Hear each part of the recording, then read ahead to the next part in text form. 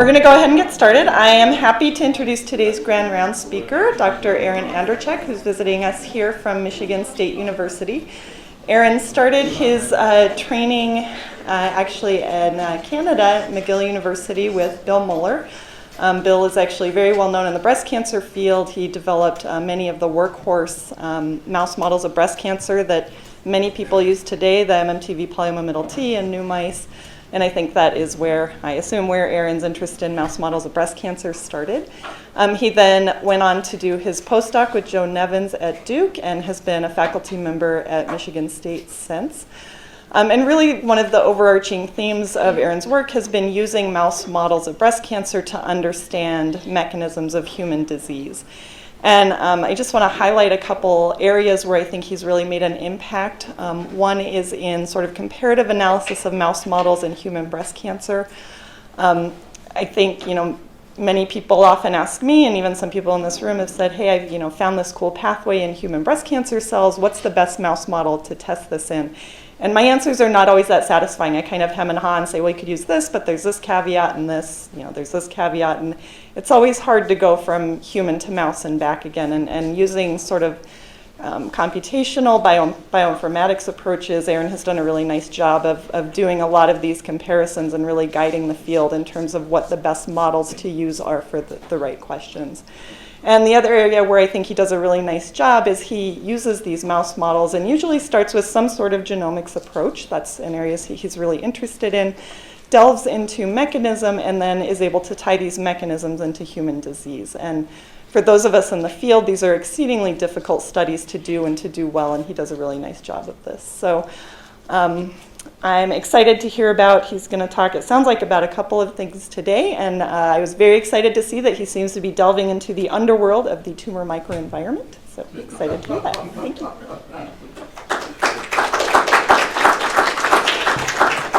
Thank you, Kaylee. I appreciate the invitation to be here, and I think Kaylee's sort of touched on everything that I'm going to talk about today, and if you wanted to give the talk, you No, she actually did a really nice job of introducing that. So there's a number of questions that we like to talk about in the lab, and many of those are going to be questions that I'd like to sort of touch on today.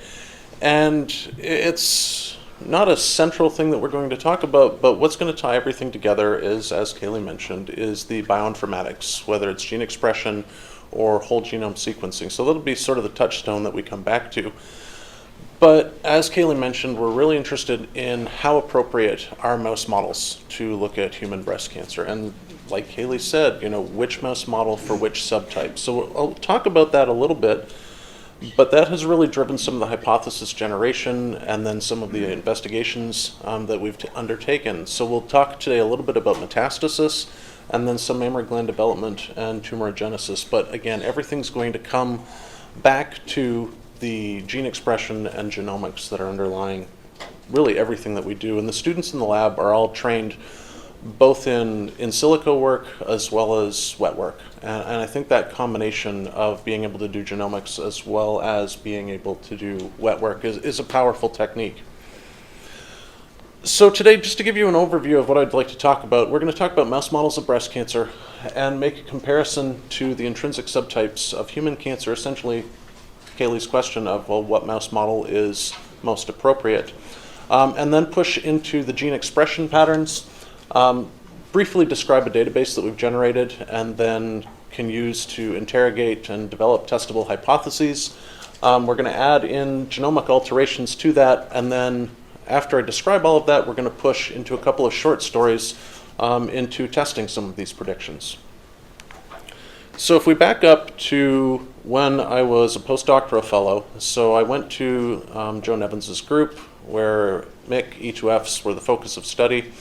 And one of my projects was to generate transgenic mouse models, a couple of different varieties of the MYC proto-oncogene, so some more stable versions, some less stable versions, and generated some new mouse models with MYC.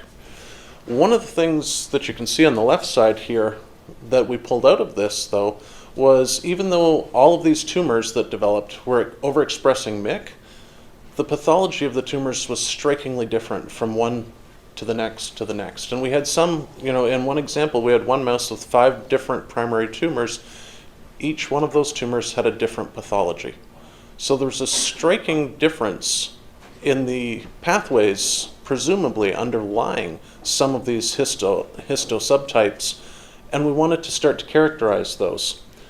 And then we also wanted to know, are these histological subtypes reminiscent of human breast cancer? So what I'm showing you on the right is from Chuck Peru's lab, the intrinsic subtypes of breast cancer, the luminal A, luminal B, HER2 positive, and so on. We wanted to know if the heterogeneity present in that MIC model reflected the heterogeneity present in human breast cancer.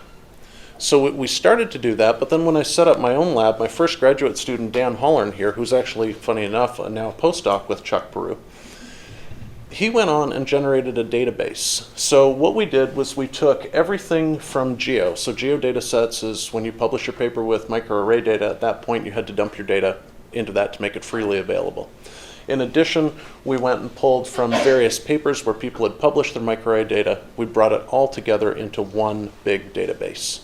So we got rid of all the batching effects, we normalized everything, so something collected here versus Michigan State, well, we got rid of the batching between those so we could actually look at the two of those. I'm not showing all of the mouse models, but we've got 26 major mouse models that we had taken a look at through gene expression analysis. And you know, if we're looking at MYC, well, if it was a T58A mutation in MYC that made it more stable compared to a wild-type MYC, compared to an inducible MYC, that all gets lumped together into one. So we've got 26 major models that often include subtypes. And now it's well over 1,200 samples that we're looking at now. And you can see some of the major oncogenes driven by various drivers, and it's a pretty broad and diverse database now that we're looking at.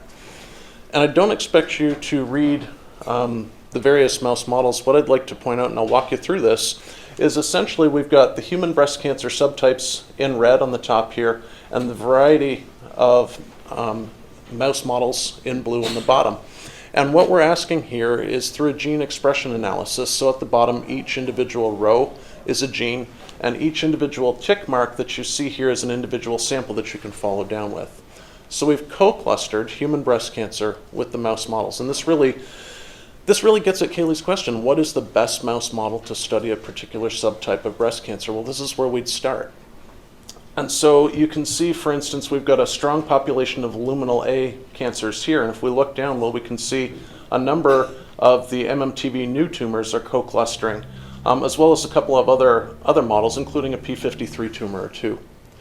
If you look at the top line in blue here, so this is MYC, what you can see, though, is that these MYC tumors are spread throughout human breast cancer. So the various subtypes that I showed you the pathology of earlier, well, each one of those is reflecting a different subtype of human breast cancer.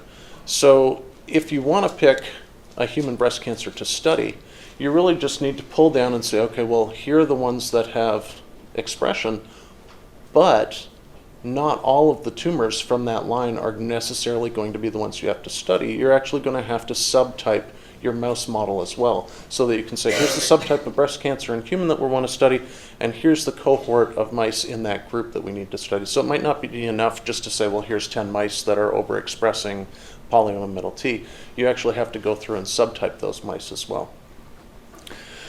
This is just a global look at gene expression. So the other thing that we like to do is take a look at signaling pathways, and I'll walk through this. Essentially, it's a way of generating signatures. So we take human mammary epithelial cells and have expressed through an adenovirus a particular pathway of interest. So in this case, I'm showing you an example for E2F1, so it's a transcription factor. So we, as I said, it's an adenovirus expressing E2F1. So we have an adenovirus expressing GFP as our control. We infect those cells. 18 hours later, we collect the RNA. We put that out onto Affymetrix in the early days. And you can see genes in blue at a low level, genes in red to yellow at a high level. And you can see that genes go up with E2F1 expression, other genes go down with E2F1 expression. But we take these genes and use them as a signature. So if you've seen principal component analysis in gene expression, it's essentially a way of taking the thousands of genes that are seen and just really bringing that down to the genes that are important. And so that's the scale here, the X and Y axis. And you can see the blue dots and the red dots, ignoring the diagonal at the moment. You can see how those are spread apart. So that's principal component analysis pulling these things apart. On top of that, then, we can overlay a normal distribution. So now we can see that there's a probability scale here of being, at this point, about 5% probability of activating E2F1, whereas on this end, you've got greater than a 95% probability of activating E2F1. Essentially, it's a way of putting a predictor on top of the data. So we use the training data, and now if we had another sample, we could ask, well, does that additional sample fall over here, or does it fall over here? To give you an example of that, and so the probability scales here, so low probability in blue, a high probability in red. So if we stick with that E2F1 pathway, we're, in this case, looking at polyoma middle T tumors in the FEB background and in a C57 black 6 background. So two different backgrounds all in one mouse model.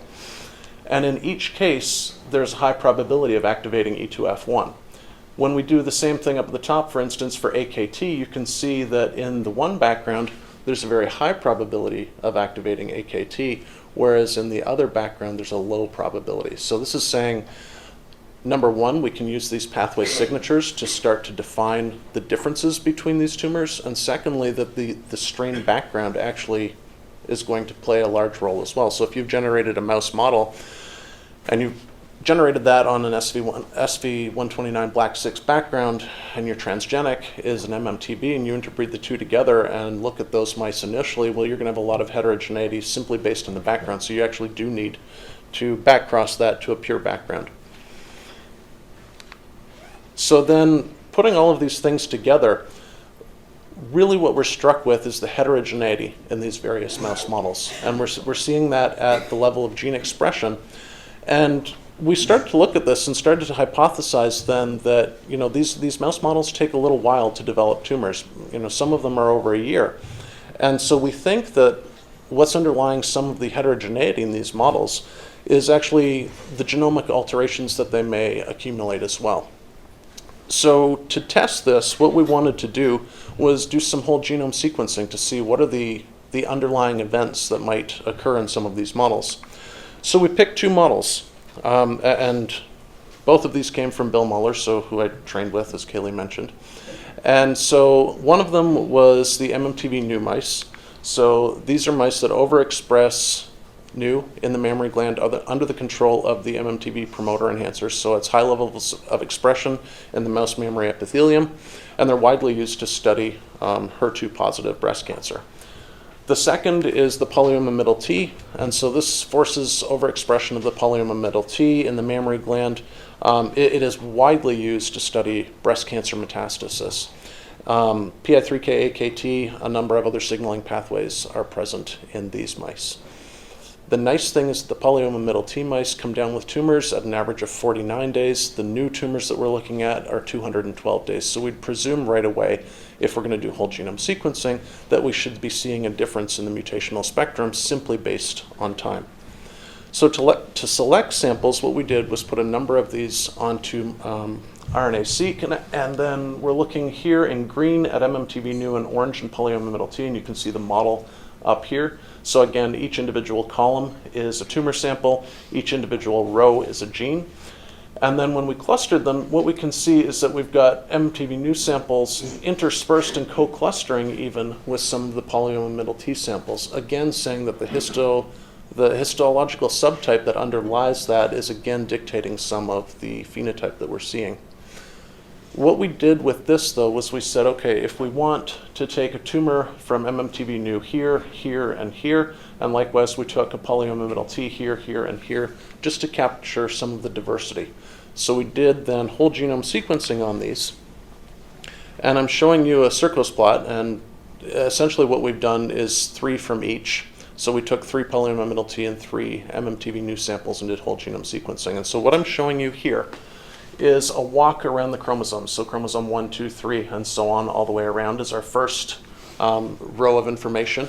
As we step inside of that circle, you'll see, I presume they're green dots, I'm a little colorblind, but we see the next row of these dots, so these dots are the mutations, so the single nucleotide variants or the mutations that we're picking up. Inside of that, we see in blue or in red the CNV events, so copy number variations. So in blue, we see deletion events. In red, we see amplification events. And then inside of that, we can see in the black lines, we've got translocations as well as inversions. So this is sort of just a snapshot of what's going on, and I'm showing you a representative tumor from a MMTV Neu and an MMTV polyoma middle T tumor sample, and this is sort of reflective of everything that we're seeing in these tumor models.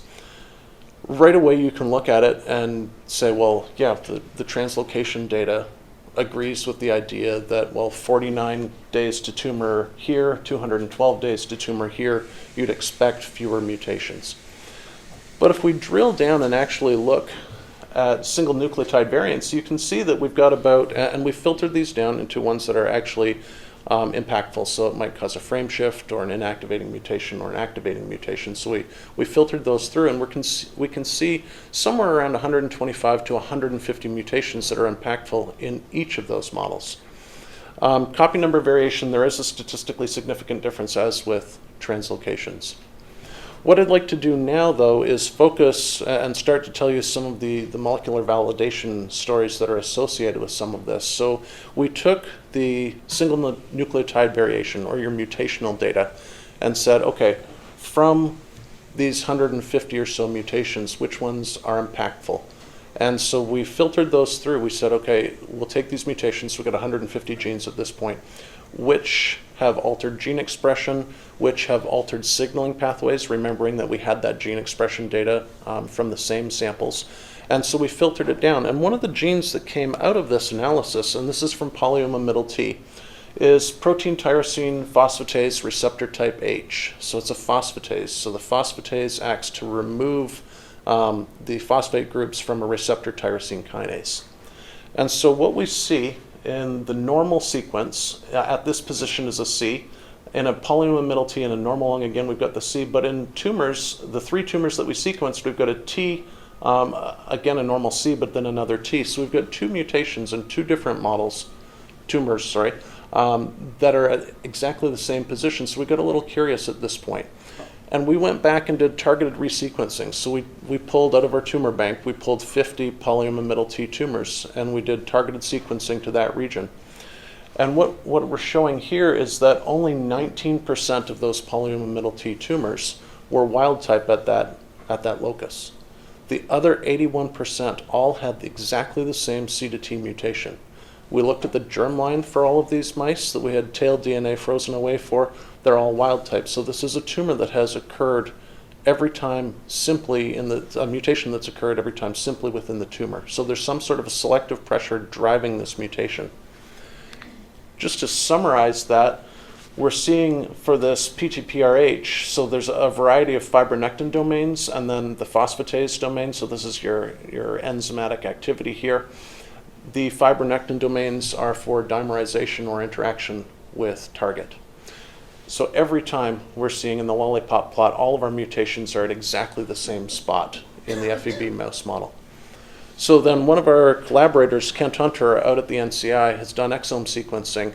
And what he's done is an interesting experiment where he took these polyoma middle T mice and interbred them to many different backgrounds. And just a fraction of those are shown here.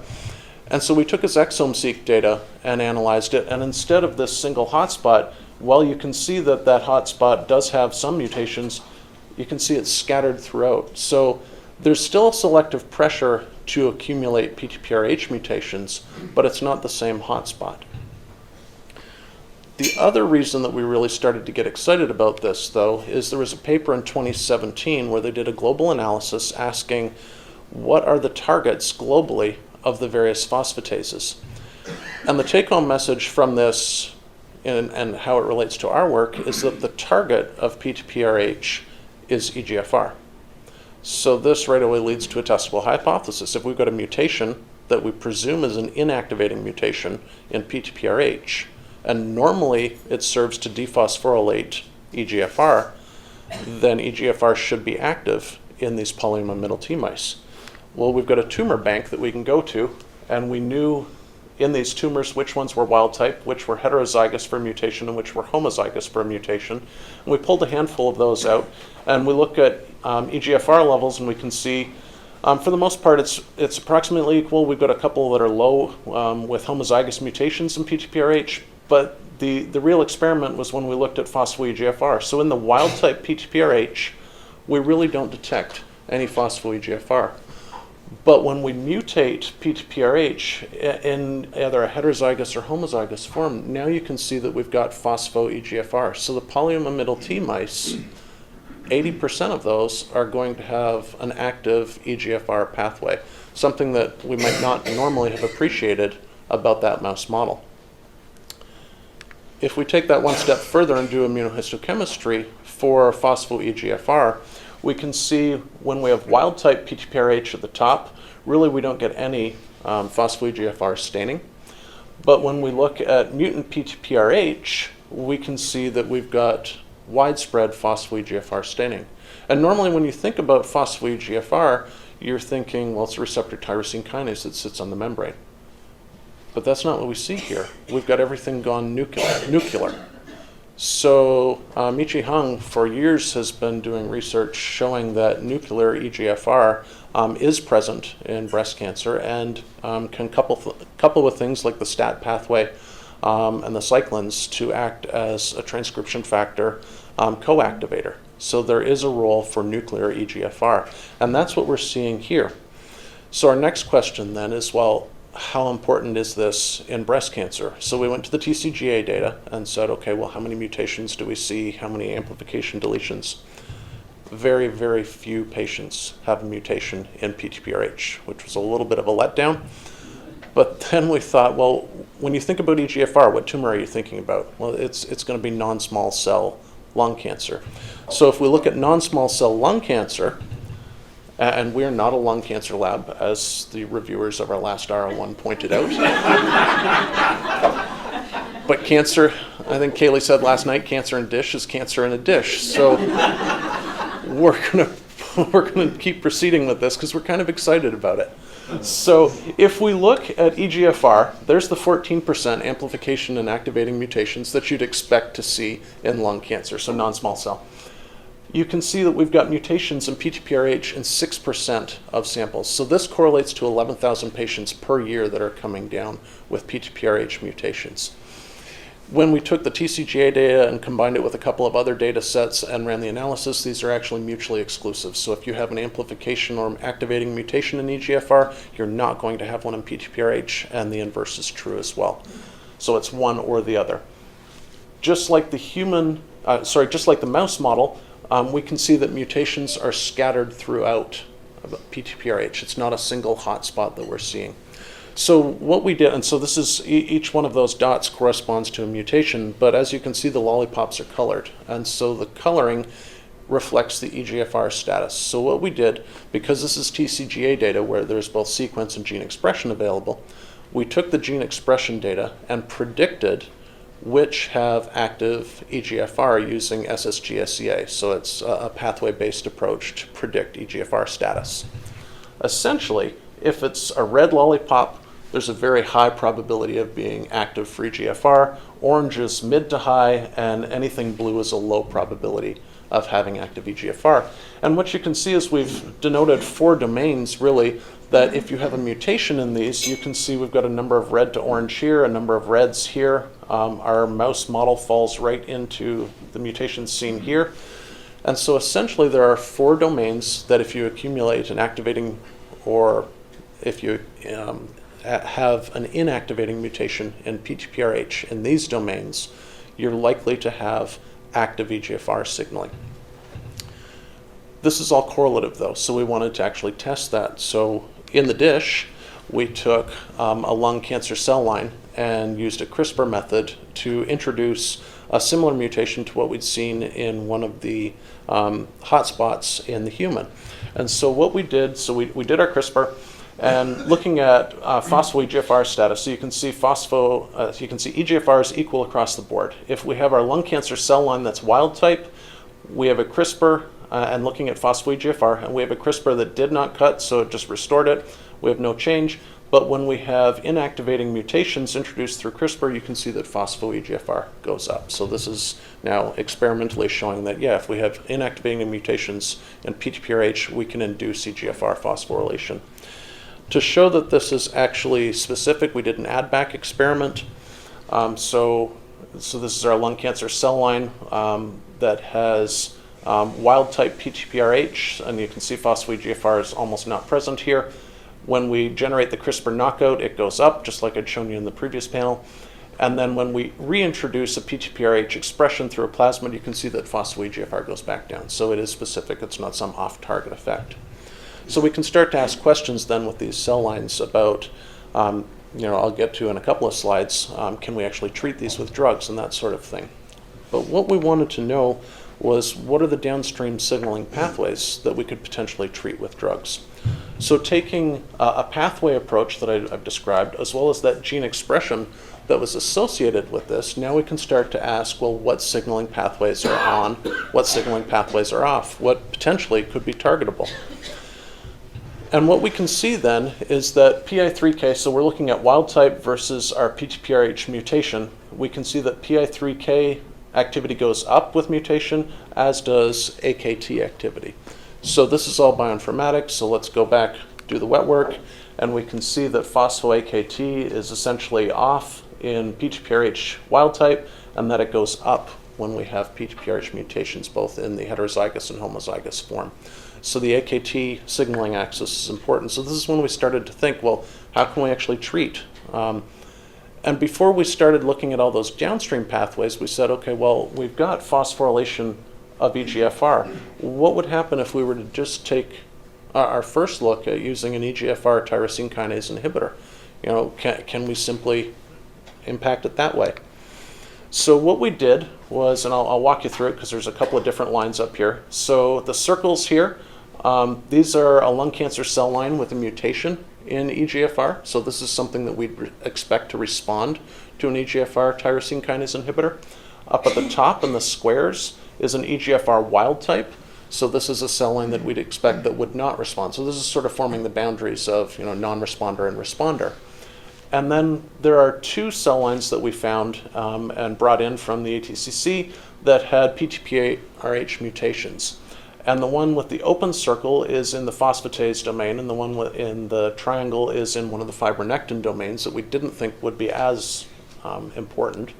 But you can see that both of these are responding, not quite as well as an activating mutation in EGFR, but they're both responding and both within the therapeutic window. So it's suggesting that with a little bit more work, maybe we can start to think about taking these PTPRH patients and adding in some EGFR tyrosine kinase inhibitors to them. The take-home message from this portion, though, is when you think about polyomma-T, you've got your standard signaling pathways that you think, okay, I've got polyomma-T, we're going to do PI3K, AKT, and so on. If you did the whole genome sequencing, you'd also know that now you had to think about EGFR being active in these mice as well. The thing we started to think about then was, is this a one-time thing, or is this going to happen in many mouse models? So you remember I told you the whole genome sequencing, that we did it both in polyomma-T as well as in MMTV-New. So we're going to jump back to that then, and we're going to focus on the copy number variations, and we're going to switch from polyomma-T over to MMTV-New. So I'll tell you another short story then with what we've seen with these new tumors. So we took all of the copy number variations that we'd seen in MMTV-New and filtered those through. So we took each of the copy number variations, so if the amplicon's 50 genes, 100 genes, whatever it might be, we first said, does this have any impact on outcome? Whether it's distant metastasis, free survival, overall survival, anything related to patient outcome. And so right away that was a mouse to human comparison. If the genes were not amplified in human, we sort of just set those aside as being something we weren't interested in at that moment. We wanted to have something that might impact human breast cancer. From that, we pulled out a number of the targets, and they're shown around here that we were interested in. And so this time I'm only showing you chromosomes 2, 9, 11, and 17. And what I'm showing you is essentially the amount of copy number variation, so the percent of amplification we might see. I'm not showing you any deletion here. So at the center of the circle, this would be your standard diploid. And as you move out here, we're seeing amplification. Out at the outer limits of this is about 4-fold amplification. So it's not a huge amplification. It's not like you'd see in a HER2-positive breast cancer where you might have 20 copies. We're not seeing that. We're seeing usually things in the 2 to 3 copy range with these mouse models. And so I've boxed this one region that we're interested in, and this is where we started to get interested in the tumor microenvironment. So I've boxed, we've got Col1A1 there. There's an amplification in that region that has about 40 genes in this amplicon, and there's a couple of them that we're interested in. We took those and a few others and actually said, okay, well, how many of these are actually important in HER2-positive breast cancer? So I'm showing you a subset here of the TCGA data. This is only HER2-positive breast cancers. And what we're asking is, of the genes that we were interested in, which ones are amplified or mutated in HER2-positive breast cancer? So you can see, and this is our sort of top hits that we were looking at. So you can see Col1A1, so it's a collagen, and CHAD, which is chondroadherine, also has a role in ECM and binding with the integrins. About 25% of those, and each individual column here is an individual tumor, so you can see that these are co-amplified. So they're part of the same amplicon. So 25% of human HER2-positive breast cancers have this additional amplicon. Well, they're both on chromosome 17, so we got a little worried that we just picked up something on the tail of the HER2 amplicon. So we looked at array CGH data of human HER2-positive breast cancer. So here you can see the HER2 amplicon. We see a return to normal diploid levels, and then we see this secondary amplification event with both Col1A1 and CHAD in that. So about 25% of human HER2-positive breast cancer has this secondary amplification event. What we did next was to ask, well, how is this important? So we used a weighted gene correlation network analysis. So basically what we did was turn that amplification event into a signature. So we filtered it down and said which of the genes actually impact expression. So 19 of the 40 genes that are within that amplification event have altered expression, and so those are the genes that start to get turned into a signature. We trained and tested the signature on TCGA, showed because we have gene expression and sequence data that yes, it was predictive of whether that amplification event was actually present, and then applied it to a data set that had extended survival. When we, in red here, when we have amplification of this secondary event, we can see that there's significantly more metastasis arising in those patients. So we turned around and went back to the mouse model then, where we'd found this amplification and said, well, is it impacting the tumor at all? So looking histologically, in the top panel, we have an amplification event in the MMTV Neu of this Col1A1 locus. And in the bottom panel, we actually found a couple of samples that had a deletion of that event. And these are stained with a trichrome stain to highlight the collagen in blue. And you can see that we've got sort of a river of collagen coming through here where that's really disorganized when we have a loss of that locus. So we've impacted the tumor microenvironment, but how is that relating to what's actually happening? So again, this is just an associative experiment, a correlation, if you will. So we started to do causative experiments. And so we went and did CRISPR-mediated knockouts. So we knocked out both CHAD and Col1A1. You can see the sequence trace in both cases turns into, well, it's a bloody mess.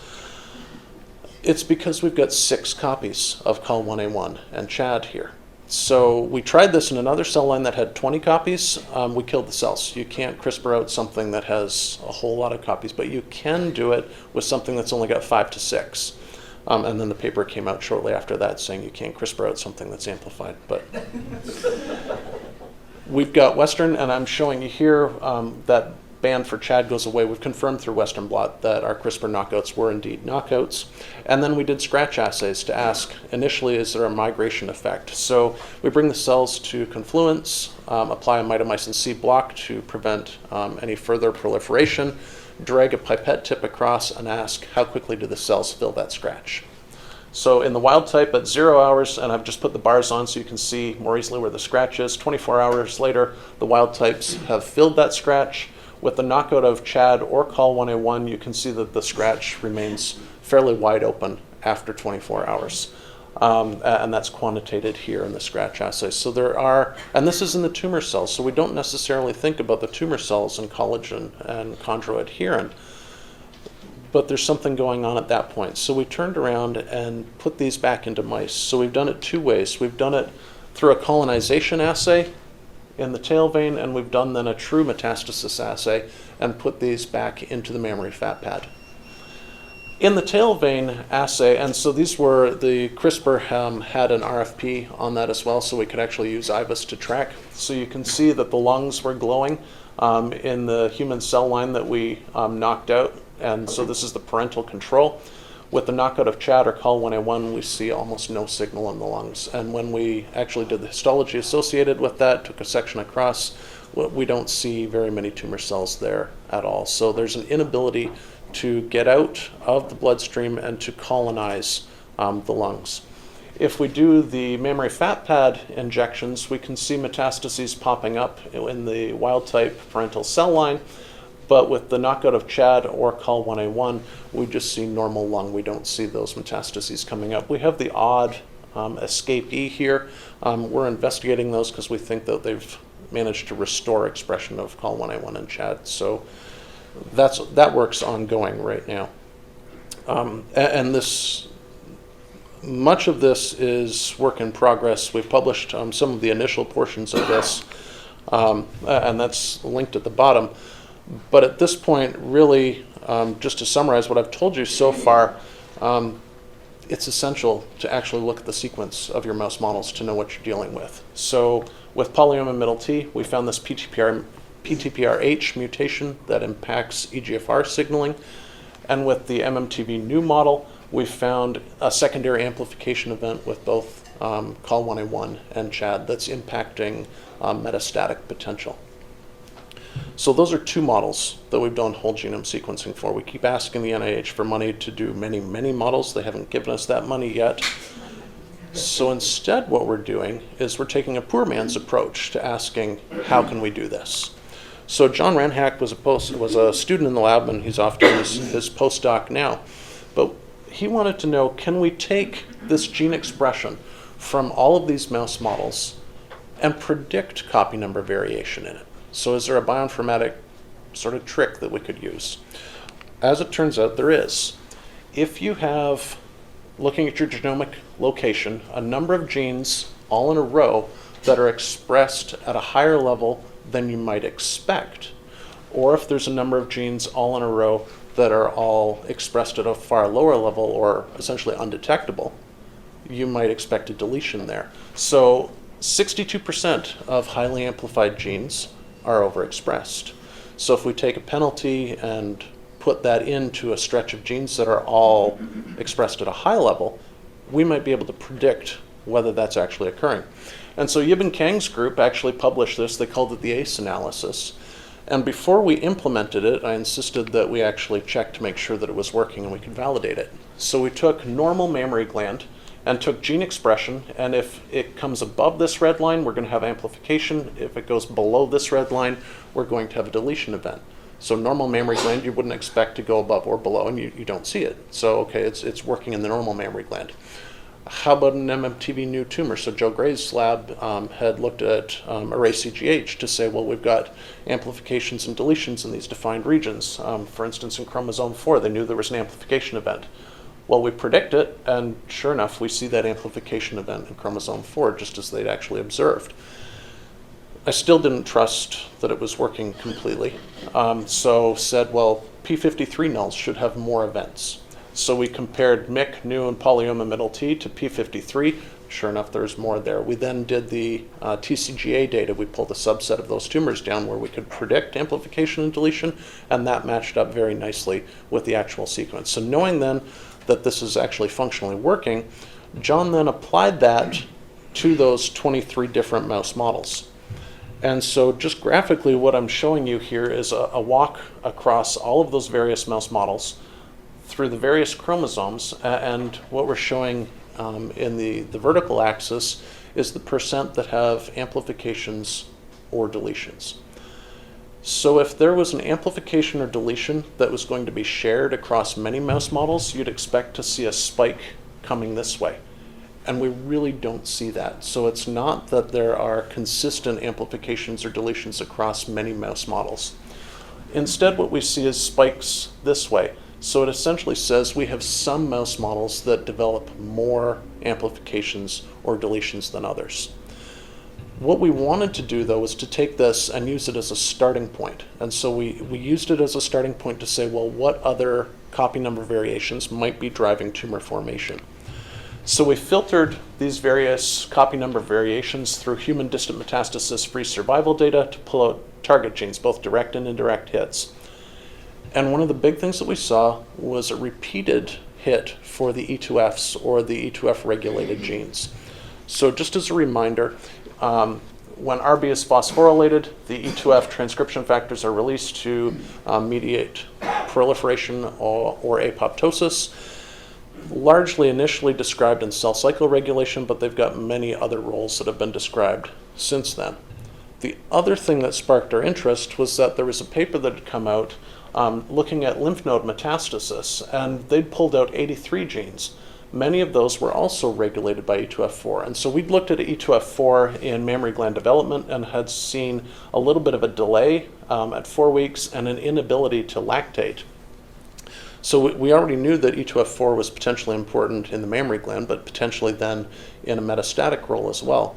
So we looked at the other E2Fs, and the other one that jumped out and was even more significant was E2F5. So if we split lymph node metastasis patients based on E2F5 high or low activity, you can see that when we have little to no E2F5 activity, there's vastly more lymphatic metastasis.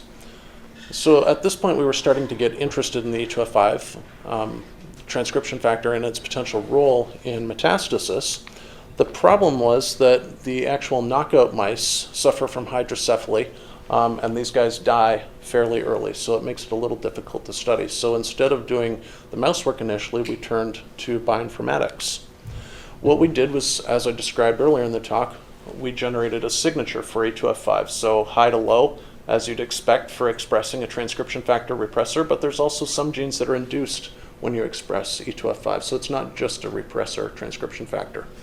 We validated that the signature was actually working, and then applied it to a data set of mammary gland development. And so this is Christine Watson's group had published this data set a while ago, but they've got virgin, pregnancy, lactation, and involution samples in that data set.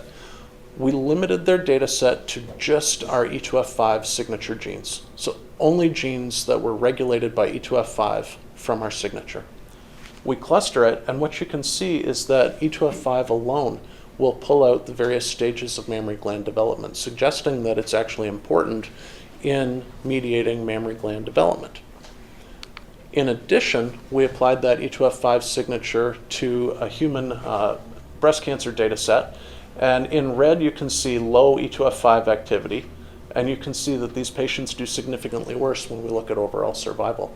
So it's suggestive of the fact that it may be acting in some role as a tumor suppressor, whether it's regulating another tumor suppressor or other genes that will impact that. We don't know at this point. So this has allowed us to generate a couple of hypotheses. So based on these bioinformatic predictions, E2F5 we hypothesized would regulate normal mammary gland development and may act as a tumor suppressor by regulating something else. So we wanted to test that, keeping in mind that the full knockouts were essentially lethal. We went and put LOX-P sites on either side of exons 2 and 3 to generate a conditional knockout of E2F5. We interbred that with MMTB Cre, so the excision of exons 2 and 3 is going to happen just in the mammary epithelium, and you can see in the top we've got knockouts of that. When we look at mammary gland development, and it's not projecting real well, but I think you can still see, so this is at 5 weeks, so our nipples out here, the lymph nodes here, and the terminal end buds are at this point in our control. You can see that we're lagging slightly in our conditional deletion. It's not super impressive, and quantitated here. It's lagging, but ever so slightly. The mice lactate normally.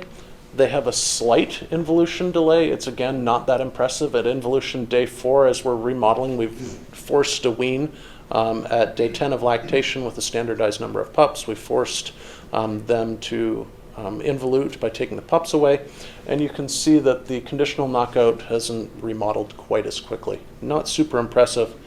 Where it got more impressive, though, was when we started to look at old mice.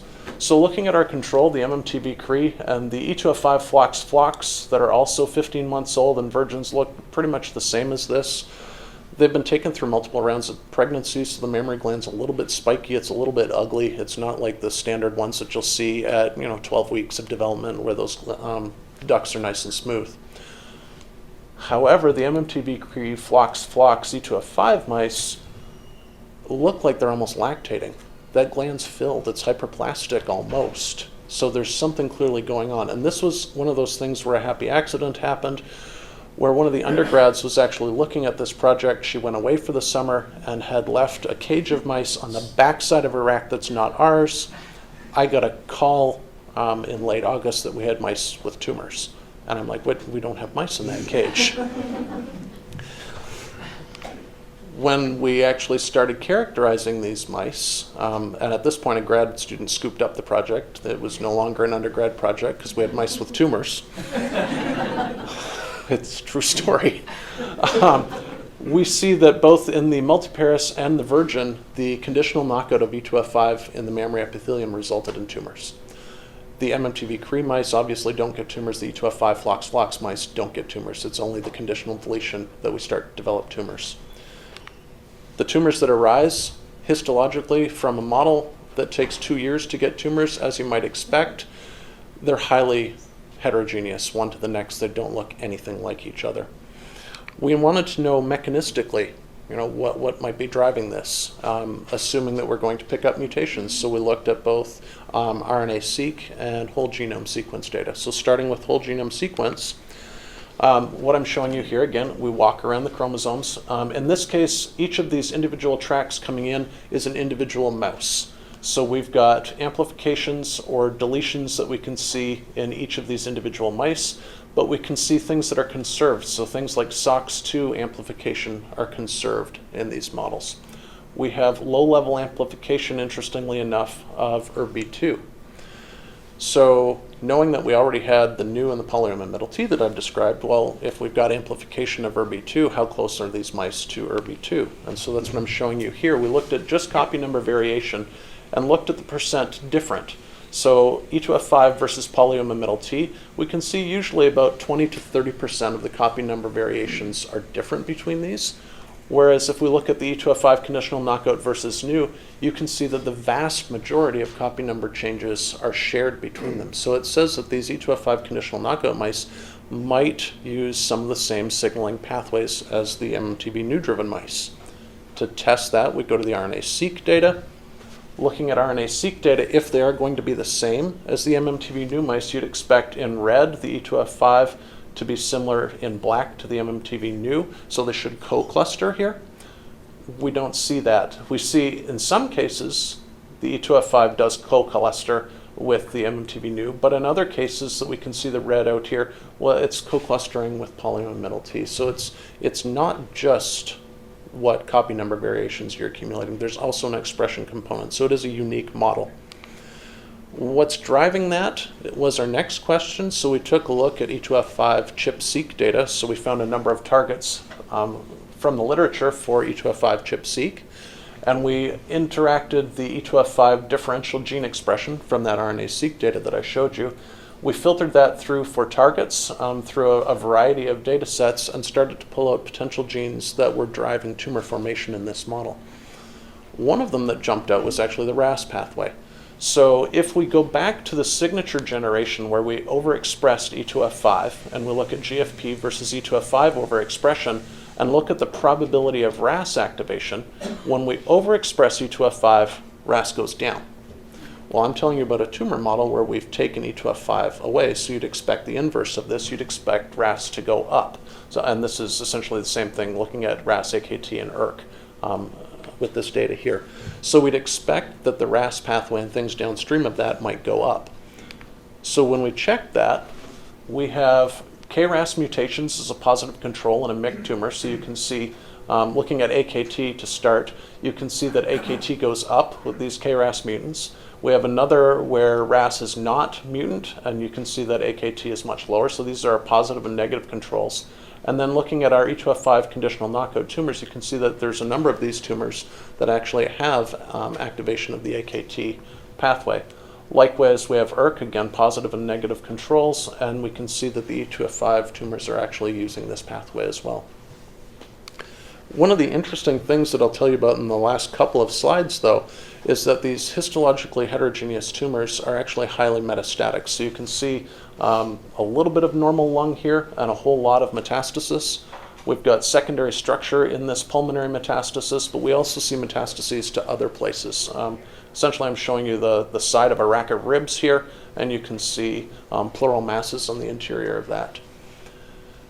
Because no graduate student wants to work on a mouse model that takes 2 years to develop a tumor, just doesn't happen, we decided to transplant. So we're transplanting these tumors that we've viably frozen into MMTV Cre because the MMTV is slightly immunogenic.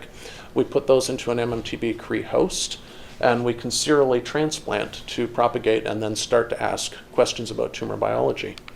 And so what I'm showing you here is we've transplanted, we've reached endpoint, and the graduate student at this point noted something that was actually kind of interesting. If you look, we've got additional tumors up in the number 2 and 3 glands. So we've implanted a tumor here, and we implanted that as a 1 millimeter cubed chunk of tumor. It's not like we've put in cells, so this is a solid piece of tumor. We're seeing what appear to be metastases up to the number 2 and 3 glands. Of the 18 lines that we put in, 4 of them went up, and when we actually sectioned across, this is the axial lymph node up here. So we're seeing lymph node metastases from these tumors. We can see both lymphatic and metastasis tissue with a pan-cytokeratin stain. We can see nests of tumor cells within. And if we section right across, because you can see this vessel here is somewhat enlarged, and we've seen this more than a handful of times now. You can see that the vessel's enlarged. If we section across this and stain for potoplanin, which is going to stain the lymphatic vasculature, you can see that there's a positive stain for the lymphatic vasculature with tumor cells stuck in the middle of that. So it appears as though the E2F5 conditional tumors are metastasizing through the lymphatic vasculature up to the axial lymph node. We actually are pretty interested in this because mouse models typically don't metastasize that way. So what we've done is take this axial lymph node metastases, implant that back, and do essentially an enrichment experiment. And so we've taken it from about 12.5% for this model up to about 80% of the time that we actually generate a lymphatic metastasis. The next step is going to be to look at the transcriptomic changes with this metastasis enrichment. We're collecting samples and we're ready to put those out onto RNA-seq. That's where the story ends, though, because it is work in progress. So what I've told you about, just to summarize, is essentially we've got mouse models of breast cancer.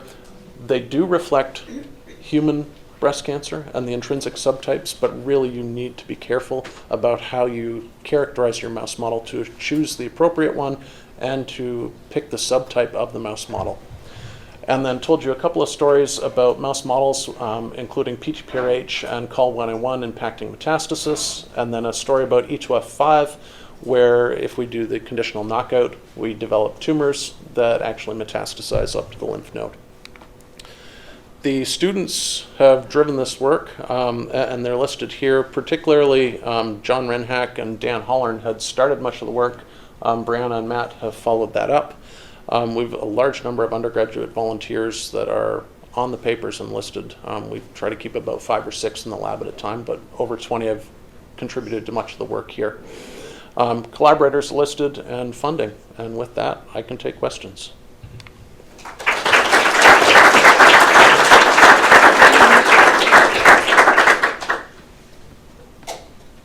Yeah. So 2 questions about the PTPRH model that you have. So first question is there any functional significance of the nuclear EGFR signaling? We are pursuing that right now. We are trying to do co-IPs so that we can see if it is interacting with the stats or cyclins or what it might be interacting with. We think that it is acting as a transcriptional cofactor, but we are looking to see what it will interact with. In the grant that we've submitted for that, we're actually going to do an IP mass spec. So pull it out and then ask what's it binding to. That's next. So yeah, one of the students is working full-time on the PTPRH project, so we'll see. And my next question is there any like a checkpoint on the EGFR signaling pathway based on the PI3K and AKT phosphorylation depletion that can balance out? That's a good question. We hadn't thought about that before. We haven't seen that, but we haven't looked either. That's a good question. Because normally, I mean, PTPRH would serve to dephosphorylate to turn that pathway off. And we're seeing elevated levels of PI3K, AKT activity. But is there something else that's modulating that? I don't know. That may come out. So we've also proposed, so one of the guys that I did a postdoc with has worked with Gary Johnson doing a kinome analysis. So sort of taking a global look. And we're collaborating with him. So hopefully that'll fall out of that experiment. But yeah, I hadn't thought about that, but it should fall out of what we are, once he gets his lab set up, what we're going to be doing. I want to go back to your collagen story, of course. Sure. So as you mentioned, you don't really think of non-fibroblasts producing lots of collagen. And there's some data out there suggesting that cells that don't produce a lot of collagen, if they do, sometimes they'll spit it out and it'll sort of bind right to the cell instead of go out into the extracellular matrix. And that might impact the ability of the cells to, for example, survive in the circulation. So have you looked to see if you get differences in survival in the circulation of your cells? Yes, so we have looked at the number of cells that are in circulation, but we've got experiments that we've proposed to do that are going to actually put cells into circulation and see how they survive. So we've started off by doing the experiment, just seeing how many cells are in circulation and how many of those are viable. So we've taken the blood out of the end-stage mice and asked, can we culture out some of these tumor cells? And depending on the model, there are different numbers that we see. So some of them are viable, which you'd expect. And we do see differences in the various knockouts. But we need to do the experiment where we'll actually put it in and then ask 24 hours later, how many of these things are still surviving? Now, my other purely selfish question, in your E2F transplant model, have you seen any liver mets? Have you looked? We have looked. I want to say that we've probably seen 2 or 3 total. It's a rare event. It's better than 0. It's better than 0, yes. But not fundable. But enrichable to tonight. Well, we can talk. Yes, if we could take one of those liver mets and implant that, then yes, potentially enrichable. Yeah. Are any of the models luminal or ER positive? So if we look back to the gene expression co-cluster with human, there are portions that will co-cluster with, for instance, luminal models. Many mouse models do co-cluster a fraction of the samples. I think we could probably make a better push, for instance, if we were to interbreed those with mice that were expressing estrogen receptor, progesterone receptor type thing, we could force them to become more luminal. I'm just wondering because there's quite a bit of literature emerging with the ERB family and steroid receptors in the nucleus together. Namely, the literature from Patricia Elizalde in Buenos Aires with ERB2. Okay. I don't know if she's looked at EGFR, but it seems to be recruiting steroid receptors in transcriptional complexes. Yeah, so I would suspect that if we were to actually have a hard look at that in the gene expression data, that we could probably pull those samples out. But again, they're there. People just don't know. Do you see any metastasis to bone? We have a collaborator that's going to use micro CT to look at that. And right now we've collected bones from many of the mice. We have a bag of bones in the freezer that we actually we need to send to him so that he can have a hard look, because we're not a bone met lab, so he is trained that way, and he's going to look at the model for us. We haven't seen anything visible, whether we've got fractures or anything like that. We haven't seen that. It happens fairly rapidly that the tumors reach endpoints, so we might have to look at whether we've got osteolytic lesions that have formed, and so we're proposing to do that as well. We have seen other mice with altered behavior. We suspect brain mets there. We have bread loafed across the brain and section. We haven't seen anything, so it might be that they're micromets. But yeah, we are looking at the various other typical places that metastases go. But our initial work has been to enrich the lymphatic, because that was what had popped up and is pretty rare in a mouse model of spontaneous tumors. Thank you.